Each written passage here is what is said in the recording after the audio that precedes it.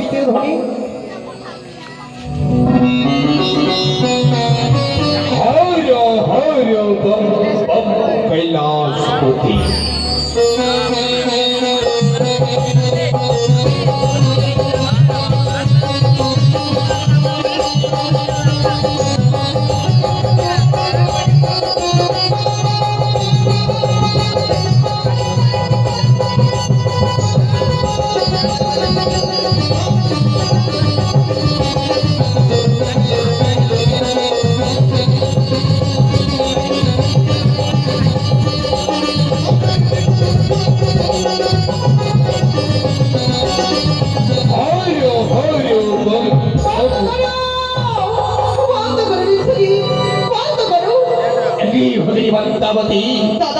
হঠাৎ দেখতে বন্ধ করলে কেন করবো না?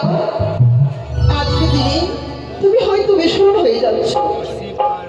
আজকে দিনে শুধু ভাবতে অনুরোধ দোষা এসেছে আমার কথা অনুসারে, তাই দ্বিতীয়বারে নৃত্যগীত আয়োজন করা হয়েছে।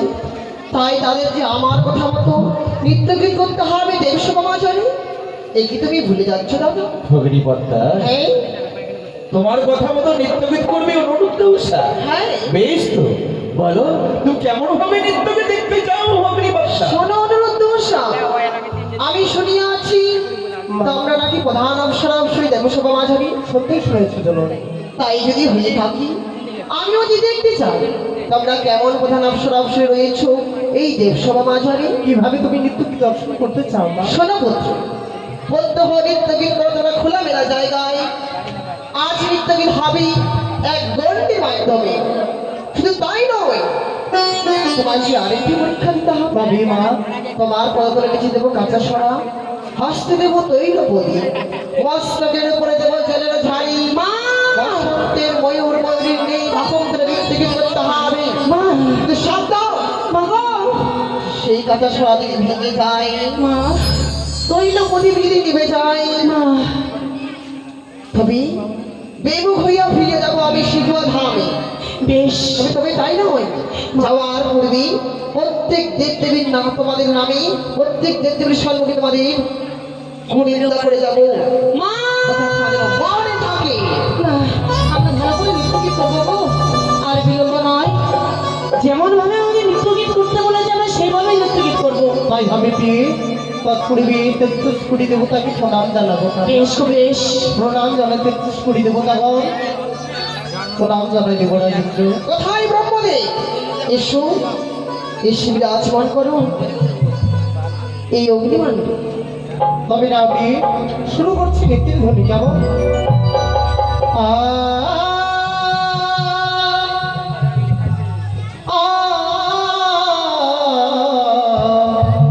আহারে ও গয়া জমরা দেব সভা হে যাবো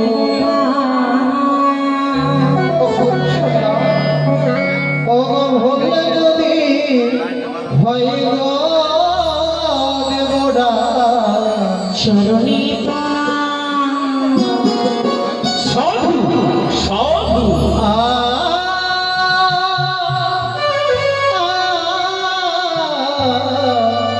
আহারে হর হর বম বম কৈলাসপতি।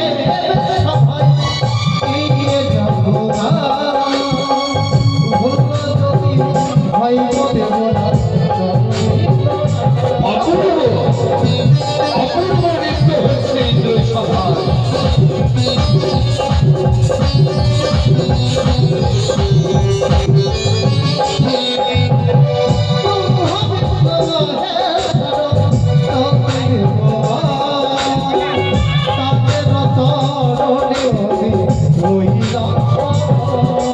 অপূর্ব অপূর্ব নৃত্য হচ্ছে ইন্দ্র সভায়।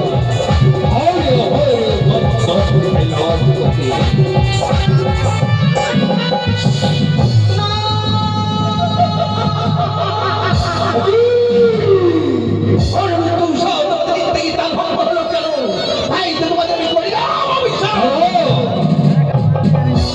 তারাও সচিপতি দেবরাজ ইন্দ্র, তারা হচ্ছে আমাদের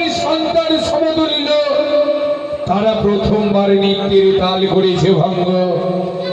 তাই তো আমি দেওয়ালি দেব শৈলেশ্বর, আমি বলছি তাদেরকে প্রথমবারের মতো তাদের ক্ষমা করা হোক দেবরাজেন্দ্র।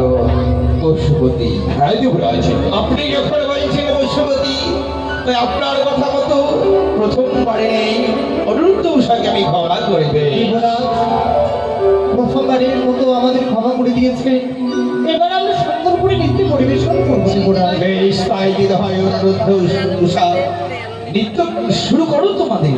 আপনি প্রথমবারে আমরা নৃত্যের তাল ভঙ্গ করেছি, এবার আর ভুল করবো না। কেমন ওই না সারে গামা বাধা নেশা,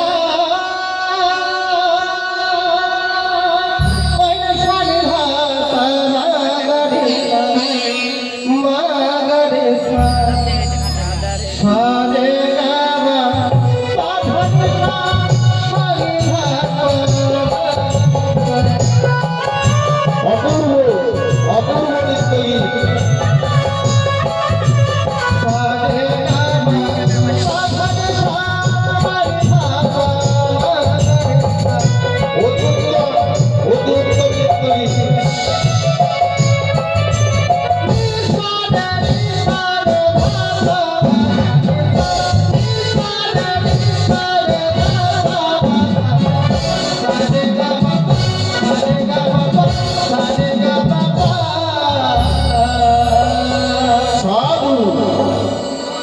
ওরে রমর ঝমর রমর বাজে, বিয়ের ভবটা খুলে যায় লো,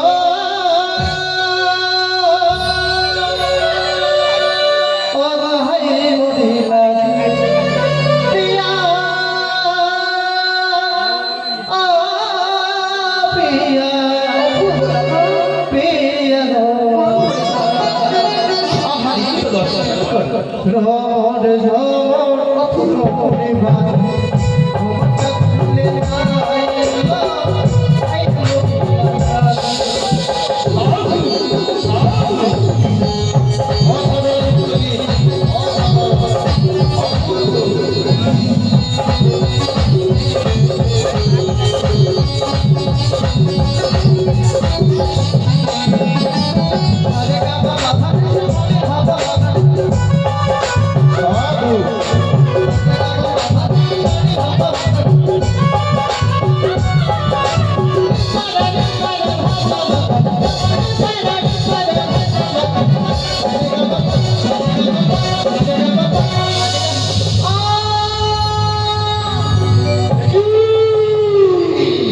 ভাই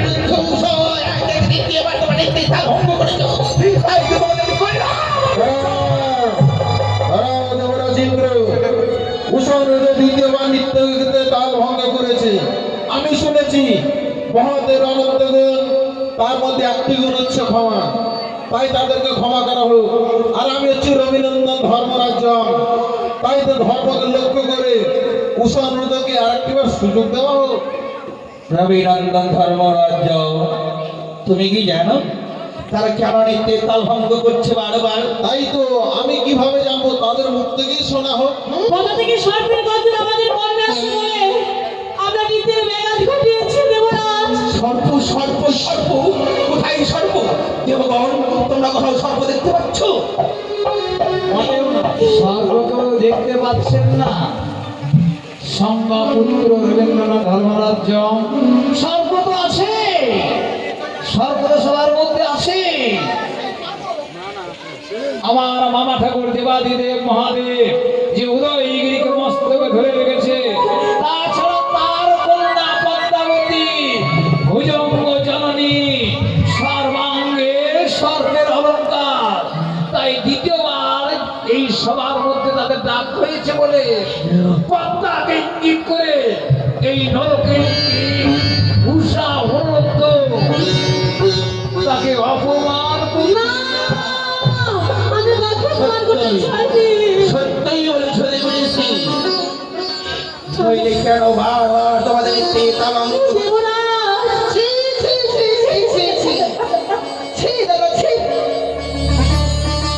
তুমি না রেখেছি এমন ভাবে অপসরী মা, যে কিনা দ্বিতীয়বারের নিয়ে আড়াল করা হয়েছে বলে 33 কোটি দেবগণের সম্মুখে আজ আমি অপমান করি, আমায় অপমান করি। জানো, আগে কল্যাণ প্রতি আশ্রম না তোমার ইন্দ্রপুরী নৃত্যকে দর্শন করিবার তরে তাহলে আমার সম্মুখে রূপের অহংকার সত্যিই বলেছো, সত্যিই বলেছো। আজ আমি সত্যই দেখতে পাচ্ছি অগ্নিবার্তা। অনুরুদ্ধ উষা রূপের অহংকারী, তাই এক একে দ্বিতীয়বার নিত্যে তালভঙ্গ। না দেবরাজ, আপনি যেটা ভাবছেন সেটা কিন্তু নয়। সত্য যদি আমাদের রূপের অহংকার হতো পুনরায় আপনার আদেশে আসতাম এই সভায়। দেবরাজ, সত্যি আমাদের ভুল হয়েছে, শেষবারের মতো আমাদের ক্ষমা করে দিন। ক্ষমা তো তোমরা পেয়ে গেছো, স্বয়ং ধর্মরাজ যম তোমাদের ক্ষমা করেছে। যিনি নটরাজ শিব, যে নিত্য বড় ভালোবাসে, সেও তোমাদেরকে ক্ষমা করে দিয়েছে। দেবর্ষি নারদ, তাহলে আরম্ভ করি আবার নৃত্য। অবশ্যই অনিরুদ্ধ, দেবরাজ, উষামা, দেবরাজ, আমাদের সুযোগ দিন দেবরাজ। আমি সুযোগ দিয়েছি, ক্ষমাও করে দিয়েছি। মনে রেখো, দ্বিতীয়বার ভুল করলে এক একে 33 কোটি দেবতা সবাই যদি ক্ষমা করে দেয়, তবে দেবরাজ কিন্তু তোমাদের কখনো ক্ষমা করবে না। বেশ, ওগো, জানি না বারবার কেন নৃত্যে তালভঙ্গ হয়েছে। বিলম্ব নয়, আজ আমরা আবার সে নৃত্যগীত করে দেবসভার জন্য আলোকিত করে তুলবো। না না না, ওর দাদার কাছে সরধ্বনি কিনারা সমান ও শুভ সামনে নাচে না গরিব সুন্দরী উষাবতীরা। সরধ্বনি কিনারা সমান নাচে না গরিব সুন্দরী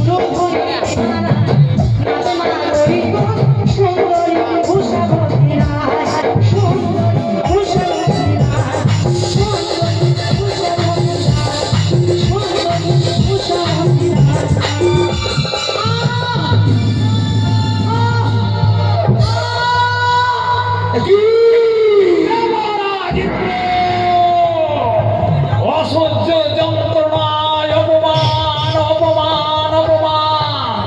আমার কথাতে 33 কোটি দেবতা এখানে সমবেত হয়েছে, আর 33 কোটি দেবতার সঙ্গে অপমান মানে আমাকে অপমান করা, আমার মামা ঠাকুরকে অপমান করা। মামা ঠাকুর এই সবার মধ্যে থাকা শুধু দেবতাদের অপমান, তাই অপমানিত না হওয়ার আগেই এই সভা পরিত্যাগ করবো। আপনারা কেউ যাবেন না, করেছি তোমাদের আর রক্ষা নেই। আপনারা কেউ যাবেন না। আমি দেবর্ষি নারদ তোমাদের এই সভা পরিত্যাগ করলাম। হে দয়াময়, হে মহেশ্বর, আপনি তো সকল জীবের অধিকার, আপনি তো জগৎ পিতা, আমাদের ক্ষমা করে দিলে মহেশ্বর, ক্ষমা করে অপমান অপমান অপমান অপমান করলে তোমরা ইন্দ্র সবাই ছেড়ে দাও।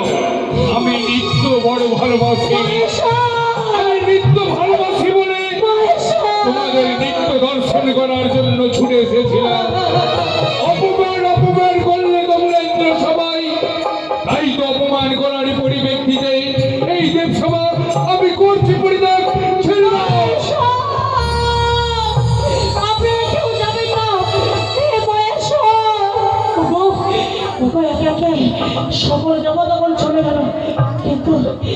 কিন্তু জম অধিকারী সে একটা সকলের অধিকারী রয়েছে, আমাদের ক্ষমা করে দিবে জম অধিকারী।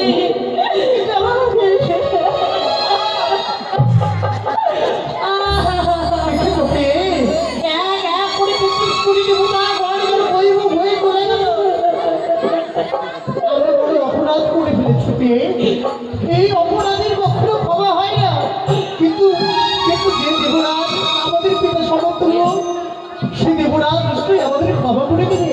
সত্যি কথা বলো, দেবরাজের কাছে আমরা ক্ষমা পাচ্ছি না। দেবরাজ সত্যই আমরা ভুল করে ফেলেছি, ক্ষমার আমরা অযোগ্য হয়ে গেছে। নিজের সন্তান মনে করে ও ভোগ দেওয়াকে ক্ষমা করে দেবে।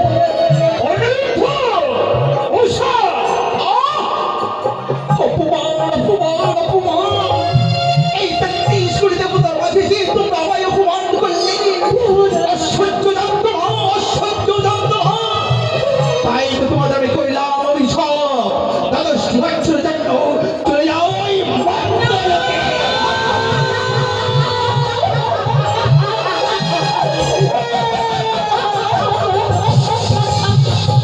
ও বলি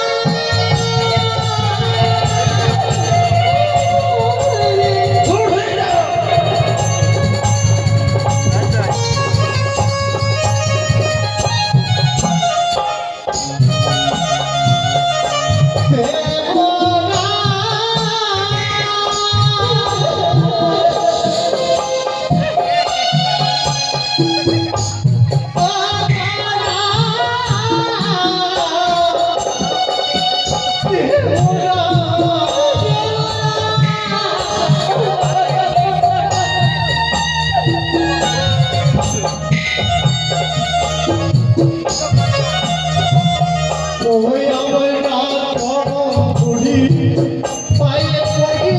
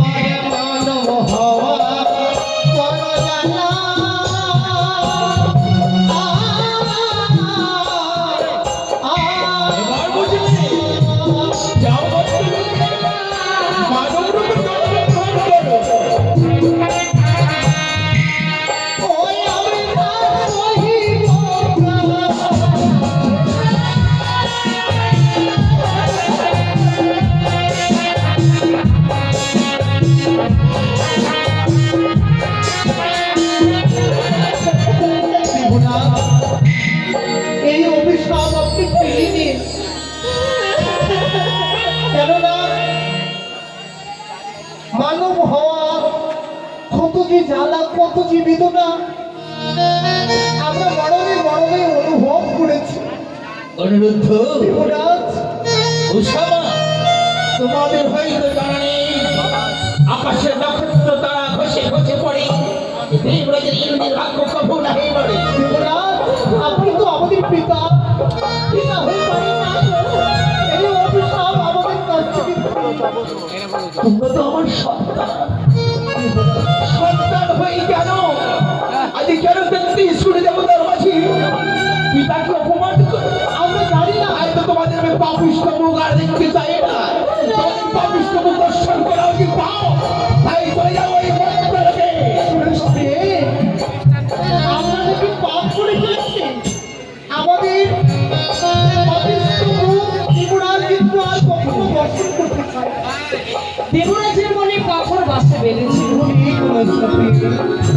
সে পাথরারা কোনোদিন বলবে না। চলো আমাদের ঘোড়ায় যেদিকে যাবে আমরা সেদিকে গমন করবো। কিন্তু সবার মাঝে যখন আমাদের আর কোনো ঠাঁই নেই, আমাদের ভুলায়ও যেদিকে যাবে আমরা সেদিকে চলবো। দাঁড়াও পুত্রী, ভগিনী পদ্মাবতী, তুমি যেতে দাও তাদেরকে। দাদা হেলো সময়ে তোমায় একটু আমি কথা বলবো। ভগিনী পদ্মা, হ্যাঁ দাদা। এই দুঃখের সময় এমন কি কথা বলবি ভগিনী পদ্মা? দাদা আজকে দিনে অনিরুদ্ধ সাহেবকে তিনটি বাজে নৃত্যের তালভঙ্গ করেছে। তার জন্য তাদেরকে তুমি জনমবি সাপ করেছো। সত্যই ভগিনী পদ্মা, তারা তো চলেই যাবে ভারতবর্ষ গেল মত ধামের বুকে। মত ধামে তারা কিছু চিনে না, জানে না কোথায় যে দাঁড়াবে। তুমি যদি কিছু না মনে করো, দিতে পারো আমার হাসতে পেলে আমি নিয়ে যাবো তাদের বসে মত ধামের বুকে। ভগিনী পদ্মা, হ্যাঁ দাদা, এই দুটি জীব তুই মর্তবকে নিয়ে যাবি? হ্যাঁ আমি নিয়ে যাবো। তুই কি করবি? দাদা মত ধামে নিয়ে গিয়ে আমার যে নিরাপচার করবো এই বিশ্ব ব্রহ্মাণ্ডের মাঝে আমি যে দেবীর রূপ পাবো, দেবী নামে খ্যাত হব। কি বললি ভগিনী পদ্মা? হ্যাঁ দাদা, এই দুটি জীব মর্তবকে নিয়ে গিয়ে তোর লীলা প্রচার করবি, হ্যাঁ হ্যাঁ বিশ্ব মাঝে বিশ্বপতিরা হবি। হ্যাঁ দাদা। আমি এতক্ষণে ঠিক বুঝতে পারলাম ভগিনী পদ্মাবতী, কি বুঝতে পেরেছি? এক এক তৃতীয়বার যে নৃত্যে তালভঙ্গ হয় শুধু তুমি কারণ। দাদা এই সত্য বলেছি, সত্যি আমার এই স্বামী আমার এই চক্রান্তে একে একে তিন তৃতীয়বার তারা নৃত্যে তালভঙ্গ করেছে। তুমি আমায় ক্ষমা করো, এছাড়া আমার কিছু উপায় কি ভগিনী পদ্মাবতী, পল্লী পবিত্র দেশ সবাই বৃদ্ধির আশ্রয় নিতে। দাদা ভগিনী পদ্মা, বলো। এই কথা তুই আমায় পূর্বে বলতিস, আমি হাসতে হাসতে তুলে দিতাম অন্য দুশতর হস্তে। দাদা তবে ভগিনী পদ্মাবতী, বলো। তুই জানিস তাদেরকে আমি নিজের প্রাণের থেকে বেশি ভালোবাসি। আজ এই হসপিটালকে অভিশাপ করে 12টি বছর জন্য মর্তবকে পাঠিয়ে দিয়েছি। দাদা অনিরুদ্ধ,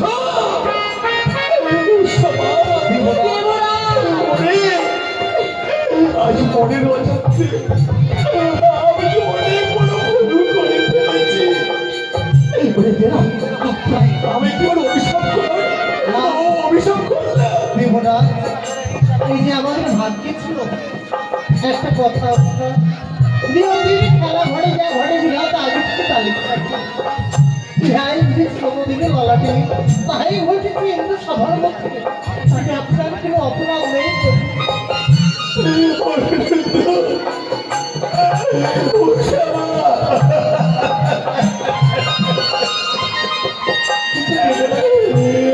আমি অভিশাপ তো করি ফেলেছি, এই অভিশাপ তো করতে পারে নয়। তোমাদেরকে দিতে হবে একটিবার এসো, আমি তোমাদেরকে তুলে দিতে চাই ওই ভগিনী পদ্মাবতীর হস্তে। দাদা দেবী আমার হাসতে পেলে তুমি যাও দাদা যাও। আজ হয়তো অনুরোধ সাথে আমি তোমার হস্তে তুলে দিলাম ভগিনী পদ্মা। বেশ আমি গ্রহণ করলাম। মনে রাখিস, 12টি বছর পূর্ণ হওয়ার পূর্বে এক কাণ্ড বেলা বাকি থাকতে আমি আবার ফিরে নেব অনুরোধ উষা আমারই হস্তে। তবু আজ্ঞা শিরোধার্য বলে আমি গ্রহণ করলাম, তাই হবে পুত্র। আর ঘরে বেরোবে নাই তো প্রয়োজন। যে দেখো তোমাদের ধামের বুকে লইয়ে যাও বলি আমার মায়া হংস হচ্ছে দাঁড়িয়ে আছে। চলো সেই পুত্র, কি কথা রয়েছে মা? কথা আমরা তো মর্তধামে চলে যাবো। হ্যাঁ জানি তো বলছেন। আমাকে আশীর্বাদ করো সে মর্তধামে গিয়ে যেন পশু পাখির কথা যেন আমি বুঝতে পারি, তারা যেন আমার মনের ভাষা বুঝতে পারে। মা তথাস্তু।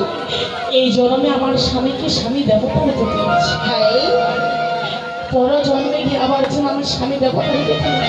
তথাস্তু, তাই হবে। অবশ্যই আমাদের যে ভবনীলা সাঙ্গ হয়েছে গো, ঠিক বলেছি। আমাদের যে বেলা ডুবে গিয়েছে, আমাদের সময় হয়েছে যাবার। যার যখন সময় হয়ে যাবে সকল মায়া পরিত্যাগ করে চলে যেতে হয়। আমাদের রাগ এসেছে, আমাদের যেতে হবে। তাই চলো, কেউ আমাদের আটকাতে পারবে তাই না। চলো যাওয়ার করিবি পিতা সমুদ্র দেবরাজের আগাচলে প্রণাম না জানি আমরা কি করে যাই বলো? সব দেবরাজের আগাচলে প্রণাম জানিয়ে আমরা বিদায় নিয়ে চলো, চলো। দেবরাজ অনিরুদ্ধ, যাওয়ার সময় আপনার চক্রে আমরা নিয়ে যেতে চাই। আশীর্বাদ করবেন প্রভু, সত্যভাবে গিয়ে আমরা যেন শান্তিতে বিরাজ করতে পারি। আমি আশীর্বাদ করি অনুরুদ্ধ, তোমরা চির সুখী। যাবার বেলা একটি কথা দেব না, আমি না বলে যাই, আবার যেন ফিরে এসে আপনার চরণ বিদায় বেলা ও দেবরা, আমি বলে যাই,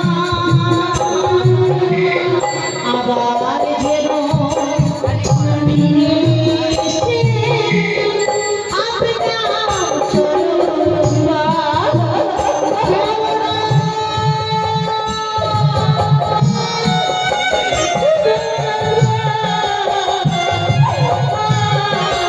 এসো পুত্র, চলো। চলো আমার সঙ্গে ঘর হাতে বসে।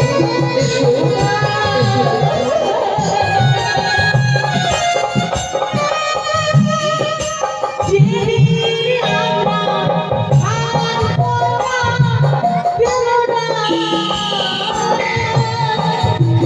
বিদায় দেবরাজ আমরা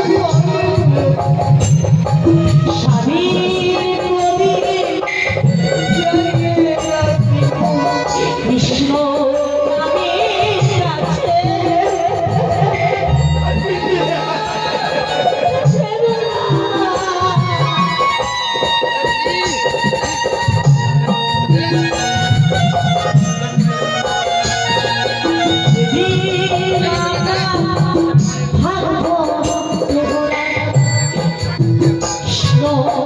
নামে আছে